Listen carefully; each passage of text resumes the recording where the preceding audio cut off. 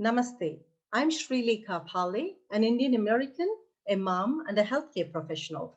Like the majority of us, I was a Democratic voter in the past and voted for Obama and have been an active community member within the Indian community and Asian American community. Living through the nightmare of Obama Affordable Care Act within the healthcare sector day in and day out, and being active in the Asian community, I decided to keenly pay attention to the policies and politics on both sides, especially the policies and politics that are affecting the Asian American communities. The more I learned the policies and the politics behind it, the more I leaned Republican. Now I consider myself a proud Indian American conservative Republican. And in fact, with all the community support, I ran for public office under the platform as well. Thanks to the Trump administration's leadership, defense partnership, counterterrorism efforts, and his economic policies, peace and trade agreements with India and other parts of the world, America has become stronger than ever. But let me tell you, Trump elevated Indian Americans onto the world stage that no American president ever did or could do to us. We are finally not just recognized as South Asians, but are recognized as proud Indian Americans. Let me tell you a little more about Trump administration party overall stance. I do work as a vice chair of campaigns and elections for Fairfax GOP.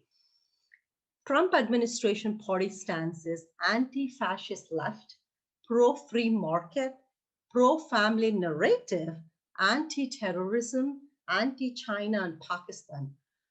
These are all Indian American stances too.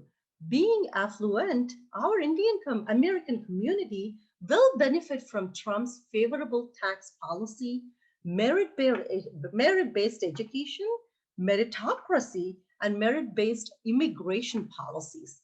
The party's stance on law and order is what, as Indian Americans, we believe in. As a mom, I believe in law and order. We don't believe in defunding the police. We believe in defending the police. So our families and our communities can be safe and secure. More and more Indian Americans are beginning to recognize my friends who voted for Obama, who were liberal, who voted as Democrats, are starting to realize that being and supporting a president that defends our police is the way to go. And also, these are the causes that will benefit our community in the long run versus candidates such as Biden or Harris that vilify us or put them under the blanket of South Asian community in the name of diversity without giving us necessary deserved identity. Building on the incredible achievements of President Donald Trump's first term in office, President Trump's boundless optimism and certainty in America's greatness is reflected in his second term goals and stance in stark contrast to the gloomy vision of America projected by Joe Biden, Kamala Harris, and Democrats. President Trump is fighting for all of us. Indian Americans like you and me are thriving under President Trump's commitment to honor the comprehensive global strategic partnership with India, which includes the preservation of democracy, freedom, law and order, and the advancement of quality education for our children and economic empowerment. The choice for president is clear for Indian Americans. 4 more years of a President Trump presidency will further build on our US-India partnership and secure a prosperous future for all our Indian American families. Now let's talk about economy. The economy has come roaring back to life under President Trump. The stock market has hit record high after record high, helping more Americans build wealth and secure our futures. Through needed tax cuts and reform, the administration is bringing jobs back to our country even after COVID 19. The president is helping US workers by expanding the programs. He's reforming the job training programs, and he's bringing the businesses and educators together and ensuring high quality classroom instructions. Trump has created, believe it or not, 10 million new jobs in just 10 months. He's created 1 million new small businesses. Mind you, these are all after this tragic pandemic. He's cut taxes to boost take home pay and is keeping jobs secure in America. He's enacting fair trade deals that protect American jobs. He is giving tax credits for made in America for small business entrepreneurs. He's expanding opportunity zones that never happened in democratic cities. He's continuing to deregulatory agenda for energy independence. And these Trump tax credits are helping middle class people just like you and me. Now, let us also talk a little bit about immigration, because that is something that is very important for Indian Americans like you and me. The United States must adopt a comprehensive immigration system. There is really no doubt about that. But also, please remember that this comprehensive immigration system should serve the national interest. In order to restore the rule of law and secure our border, President Trump is committed to constructing a border wall and ensuring the swift removal of unlawful entrance. To protect our American workers, the President Trump is supporting ending child migration, eliminating visa lottery, and moving the country to a merit-based entry system. When we are talking about merit-based entry system, think about it. It always benefits our H-1B program. It always benefits our Indian immigrants because they are the ones that have the superior educations. They are the ones that are coming here with a high-tech education. These are the reforms that will advance the safety and prosperity of all Americans, especially Indian Americans, while helping our new citizens assimilate and flourish. When you have a comprehensive immigration programs and when Democrats are proposing the reforms, they're always talking about illegal immigrants reforms. We understand that in order for a comprehensive immigration program, DACA kits needs to be considered from humanitarian purposes. And I understand that too, and I'm in full support of that. But on the same token, we also need to ensure that we are bringing in new citizens that assimilate and flourish in our economy. We are also focusing on merit-based entry systems, or H-1B visa people that mostly are Indian Americans that are stuck in this system of 20, 30-year green card backlogs are also benefiting from this system. I also want to emphasize about our national security and defense. Rebuilding US deterrence to preserve peace through strength must be our nation's top priority. The unprecedented era of peace that followed World War II revealed that a free world is safest when America is strongest. The slow depletion of our military in recent years has resulted in an escalation of threats the world over, which President Trump is committed to reversing.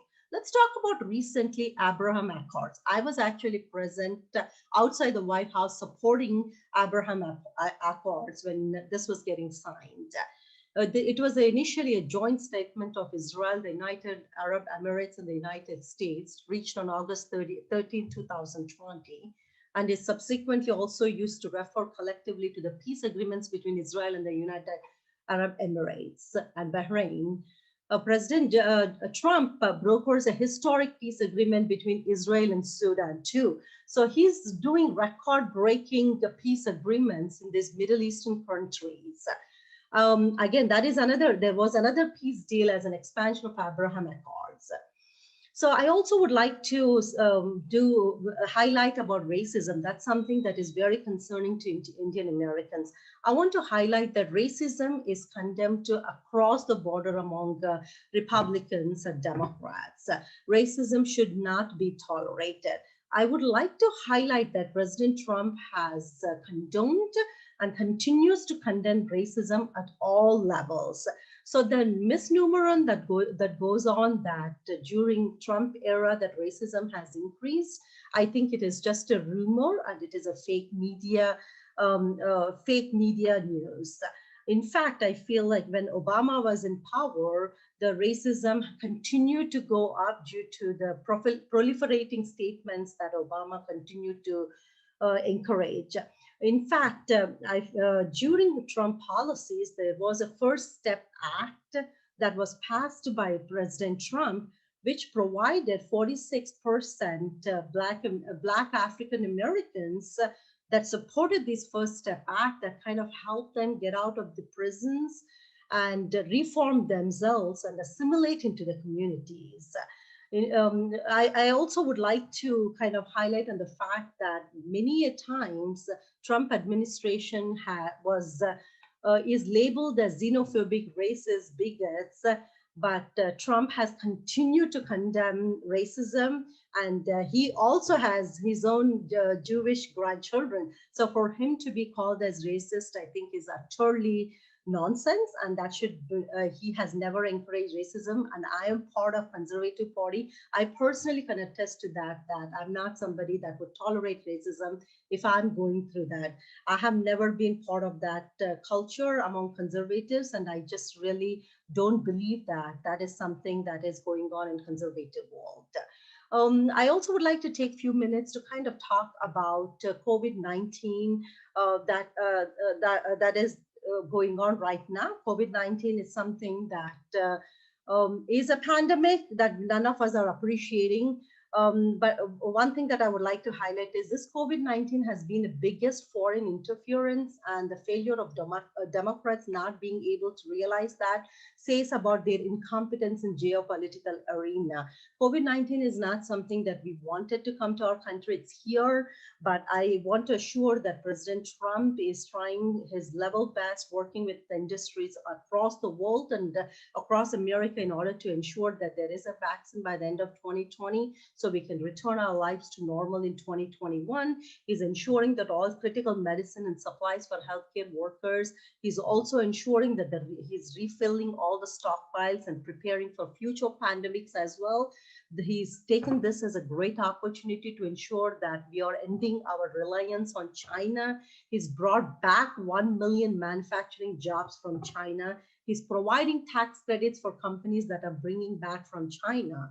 And I think he's called for what it is. This is a communist China virus. It is a Wuhan virus, nothing about racist by calling it as China virus. It is a communist China virus. And he's also ensuring that he's allowing 100% expensing deductions for essential industries like pharmaceuticals and robotics, who bring back their manufacturing to the United States. He's providing federal contracts for companies he's providing no federal contracts for companies who are outsourcing to China. So he's definitely holding China fully accountable for allowing this virus to spread around the world. So the reason I'm talking about pandemic and I'm trying to bring in China here is the biggest blind spot of the left is foreign policy and geopolitics. If they're not able to understand that this pandemic was brought by China, and this there is foreign policy and geopolitics are related to this, and if you're really not strong in foreign policy and geopolitics, we are going to be in a very in a bad position. That is the truth. Now, I would like to kind of highlight about healthcare policies about Trump. Since President Trump has taken off the office, he's ensured that he's cut prescription drug prices. He's put patients and doctors back in charge of our healthcare system. I belong to healthcare system, so I know that in Trump administration, our lives has gotten better. He's definitely ensured that there is lower healthcare insurance premium. He's working very hard behind the scenes to ensure that there is no surprise billing anymore. He's trying his best to cover all pre-existing conditions, no matter what happens on the debate stage, and says that Republicans are working towards eliminating coverage for all pre-existing conditions. I would say no, that is not the case. We understand that majority of our population do have pre-existing conditions, so he's working very hard to ensure that all the pre-existing conditions are covered.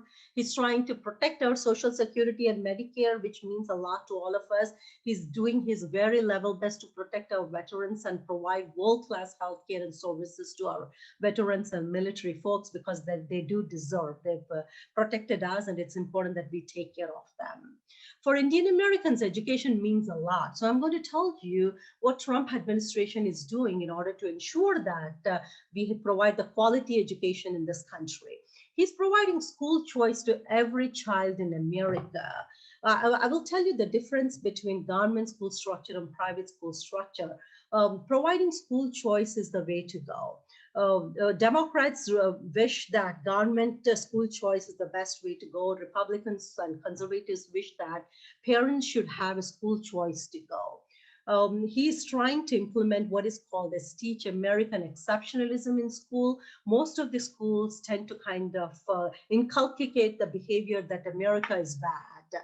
Whereas Trump strongly believes that schools should be teaching about history well, schools should be focused on teaching American exceptionalism well.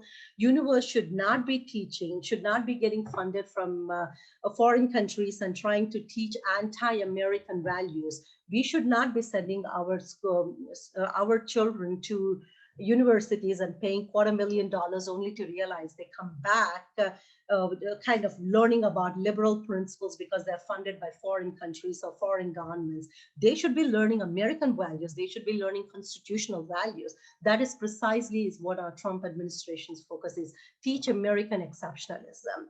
So overall, he's also trying to work on a lot of bureaucratic issues like passing congressional term limits, ending bureaucratic government bullying, exposing Washington's money trail, trying to work on not defunding the police, but definitely defunding our police.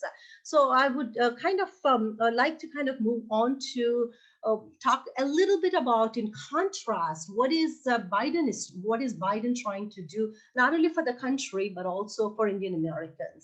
In contrast, Biden is an establishment and belongs to a seasoned political class. In 47 years of public life, he's never done anything substantial, neither favoring the country nor Indian Americans. Kamala Harris, again, although her mother is of Indian descent, she's never acknowledged her Indian roots, and the community clearly sees through her hypocrisy of sudden affection through her tweets and wishes and those are making as mere political opportunism. I will move on to Pramila Jayapal. She's an Indian American from the Democratic Party, intentionally misled America into believing that lawful constitutional integration of Jammu and Kashmir was unequivocated as. The aftermath of it has been that Indian American community has been unnaturally vilified. According to Biden on the stage, on the debate stage, he said Antifa is just an idea when there is so much riots going on in the city, so many billions of properties are being destroyed, small businesses are being destroyed, a lot of people are losing their lives. He said it's just an idea. Go ahead and talk to people that died during those lootings. Go ahead and talk to small businesses that got destroyed. Talk to people that lost their businesses, lost their income, lost their livelihoods, lost their jobs. How can that just be an idea? It's just happening day in and day out. Then let's talk about our own Gandhi Memorial that's right there in front of our embassy. It was defaced with profane graffiti during these Antifa-led riots, which I think is very personal to me. Neither Joe Biden nor Kamala Harris had any remarks regarding it. I don't think Kamala Harris' freedom fighter grandfather that she talks about often would be very proud of her actions, or in fact non-actions. She didn't say anything about it or do anything about it. In contrast, President Trump, a president of law and order, has referenced the defacement of our Gandhi Memorial as a tragedy of leftist extremism, and is yet another reminder that Trump administration and the Republican Party stands with Indian Americans. In lieu of Gandhi Jayanti celebrations, Laura Trump even paid a tribute alongside Indian Americans like me. To my surprise, we have a congressman in California, Ro Khanna. He hasn't done much for Indian Americans from policy perspective as well. To my despair, I also want to bring it to your attention, Tulsi Gabbard, a Hindu American actually, who took an oath on Bhagavad Gita. She faced a lot of Hindu phobia amongst her own Democratic peers. She is infinitely more qualified than Kamala Harris in whichever way you see. Of the 7 Democratic candidates who earned delegates during the presidential primaries, she was the only non-white candidate not offered to speak during the 4-night DNC event. So I don't know how Democratic Party is going to be supporting Indian American candidates in the future. So I just really can't see how Indian Americans will continue to support Kamala Harris or Biden ticket. That being said, I mean, I think I would really like to reiterate that as Indian Americans, we will benefit from Trump's favorable tax policy, merit-based education, meritocracy, his leadership, his defense partnership, counterterrorism efforts, his economic policies, his peace and trade agreements, his overall respect towards the Indian Americans are going to really, really put our children, our grandchildren in the front stage of American lives. So I would urge Indian Americans to go kind of really consider this as a plea from a fellow Indian American and consider looking back into the policies. Granted, we have always voted Democratic, but I would totally urge you guys to kind of think it through, think it for our own sake, for our own children's sake, for our own grandchildren's sake, and try to understand, do you really want to go for pro-free market, capitalistic innovation party, or do you want to go for democratic, socialistic, Marxist, communistic one? Do you want to go for pro-life, or do you want to go for government-funded abortion? Do you want to go for anti-terrorism, or do you want to go for a party that supports China, Russia? Do you want to go for somebody that is strong on terrorism, or do you want to go for somebody that wants to have open borders, open immigration policies, illegal immigration? So the choice is ours. I mean, I would urge, regardless of what as community, we just really have to go out and vote, regardless of our differences or together. Voting is a privilege. So, I mean, I would urge for us all to go out and voice your opinion on November 3rd. That's my more or less my humble request to our Indian American. Our vote matters, regardless of which party you want to vote. Please go out and vote. I hope you vote Republican, but again, your vote is precious. Please, I urge you all to just go and vote on November 3rd. Thank you for giving me this opportunity, and namaste to all of you.